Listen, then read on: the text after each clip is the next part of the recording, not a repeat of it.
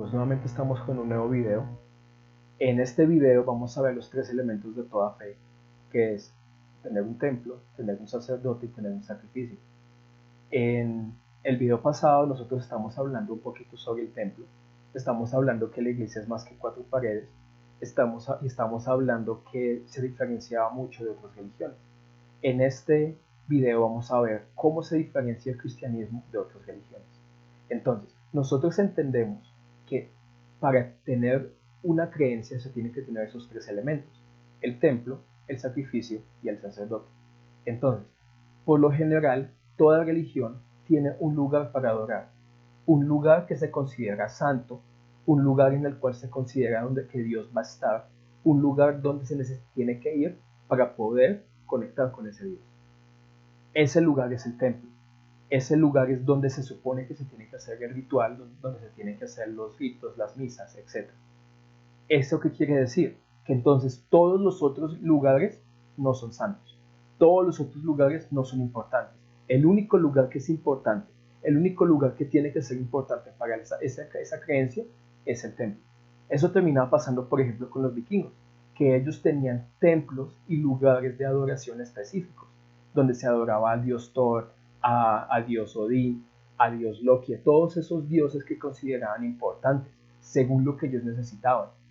De la misma forma que hay mezquitas, de la misma forma que hay iglesias católicas, de la misma forma que hay iglesias mormonas o cualquier otra iglesia, eso es un templo en el cual está designado, está diseñado para adorar.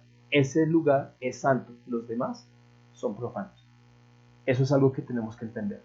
Por lo general, en ese lugar se hacen sacrificios. Los antiguos vikingos hacían un sacrificio buscando tener el agradecimiento o buscando tener la bendición de ese dios.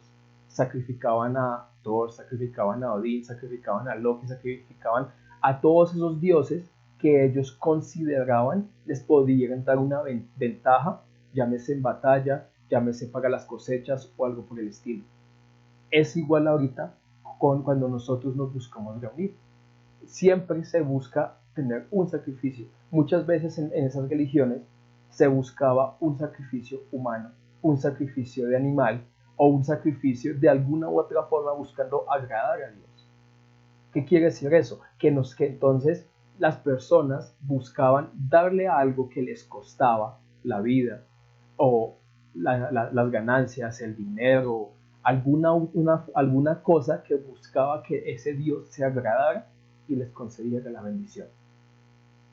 Pero también necesitaban un sacerdote, una persona experta en hacer los rituales, experta en hacer el sacrificio, experta en santificar el templo y ser una persona que era intermediaria para Dios, para ese Dios de la creación. Entonces, ¿cómo creemos que se tiene que diferenciar el cristianismo de otras religiones? Porque el cristianismo para las otras religiones era una locura. ¿Qué quiere decir? Las otras religiones tenían templos, las otras religiones tenían sacrificios, las otras religiones tenían sacerdotes, pero en el cristianismo no. El cristianismo no se valía de tener edificios, el cristianismo no se valía de sacrificar, el cristianismo no se valía de tener sacerdotes. ¿Por qué? Porque Cristo había cumplido como templo, como sacrificio y como sacerdote. Como templo, porque Él era la cabeza del cuerpo y nosotros somos parte del cuerpo. Nosotros somos las piedras vivas que nos juntamos para poder mantener su mensaje, para poder predicar su evangelio, para poder vivir para Él. Entonces, de esa forma, nosotros no hacemos una separación de un lugar santo a un lugar profano. Nosotros no vamos a un lugar que es santo porque lo consideramos el templo, porque ya entendimos que nosotros somos el templo, porque ya entendimos que nosotros somos el cuerpo de Cristo, porque ya entendimos que el Espíritu Santo mora en nosotros y por lo tanto, si mora en nosotros, entonces ya todo lugar donde nosotros vayamos va a ser santificado, va a ser el templo, siempre y cuando cumple las características que siempre están escritas en la Biblia. donde estén 2 o 3 reunidos en su nombre, donde se predique el Evangelio, pero a final de cuentas nosotros terminamos siendo continuos embajadores de Cristo. Nosotros no tenemos una necesidad de tener un templo fijo. Sí, un templo es útil y tiene sentido para que nosotros podamos reunirnos, pero igual eso quiere decir que no hay limitaciones. Nos podemos reunir en un salón de clases, nos podemos reunir en un hogar, nos podemos reunir en un auditorio, nos podemos reunir en una sala, nos podemos reunir en un café para tomarnos un tinto y hablar de Cristo. Nosotros nos podemos reunir en un parque, nos podemos reunir en cualquier parte donde se puede agradar a Dios, porque en cualquier parte podemos agradar a Dios, porque en cualquier parte podemos servirle a Dios, porque Cristo hace el labor de sacerdote, de templo y de sacrificio. ¿Por qué sacrificio? Porque sabemos que no hubo otro sacrificio. No hay otro sacrificio por nuestros pecados sino Él. Que Él por su sangre fuimos nosotros lavados de pecado. Que por su sangre nosotros somos hijos de Él. Eso así está escrito. Que por su sangre nosotros podemos tener algo con el Padre. Antes no podemos hacer eso. Antes no podíamos decirle a Dios, Padre nuestro. Ahora, con respecto al sacerdote, nosotros no necesitamos a nadie que nos diga, no, este es mi pastor. No, el pastor es Dios. El pastor, Jesús. Jesús, la cabeza de muchos hermanos. Jesús, el que es el sacerdote sobre todo, el que tiene el nombre sobre todo nombre para que todas las rodillas y todas las cosas invisibles e invisibles sean sometidas bajo él. Él tiene el nombre sobre todo nombre. Entonces, nosotros entendiendo eso, ya entendemos que no tenemos por qué reunirnos en un sitio, no tenemos por qué rendirle pleitesía o rendirle cuentas a una persona que es igual que nosotros. Nosotros le tenemos que rendir cuentas a Dios y lo hacemos todos los días y lo hacemos en cada momento, porque Él escribe la ley en nuestros corazones para que nosotros, así hacemos algo malo, si pecamos en contra de Él, inmediatamente tenemos que arrepentirnos. Y Él, que es justo y es bueno y perfecto, nos perdona por su nombre, por su Hijo, no porque nosotros lo merezcamos, no porque nosotros fuéramos buenos, no porque nosotros fuéramos justos, no, es por su Hijo. Todo termina siendo por su Hijo. Es por su Hijo que nosotros nos reunimos en su nombre. Es por su Hijo que nosotros tenemos perdón de pecados. Es por su Hijo que nosotros nos hacemos sacerdotes. Porque también esa es la dualidad divina. Que Él es el sacerdote sobre todo sacerdote. Nombre sobre todo nombre. En el cual todo tiene que doblegarse y toda rodilla tiene que hacerse ante Él. Pero también nosotros somos nación santa, real sacerdocio. Voy a leer unas partes porque me parecieron muy importantes, muy interesantes sobre eso. Si nosotros vamos a Juan, capítulo 1,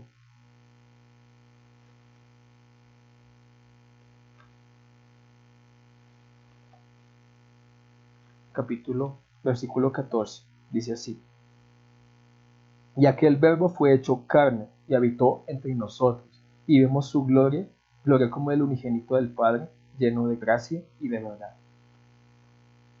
Y si nosotros volvemos a Marcos 14, 58, dice así: nosotros le hemos oído decir, yo derribaré este templo hecho a mano, y en 3 días edificaré otro hecho sin mano. Entonces, Cristo mismo está diciendo que Él es el templo, que Él es el que es el lugar de reunión, Él es el tabernáculo. Bajo Él nosotros estamos seguros, bajo Él nosotros estamos protegidos, bajo Él nosotros podemos vivir la vida. Y es donde nosotros vayamos, en cualquier lugar, con cualquier persona que quiera escuchar el Evangelio, nosotros podemos inmediatamente oficiar en ceremonia. Como dice 1 Pedro 2.9. 1 Pedro 2.9 dice así: mas vosotros sois linaje escogido, real sacerdocio, nación santa, pueblo adquirido por Dios, para que anunciéis las virtudes de aquel que os llamó de las tinieblas a su luz admirable.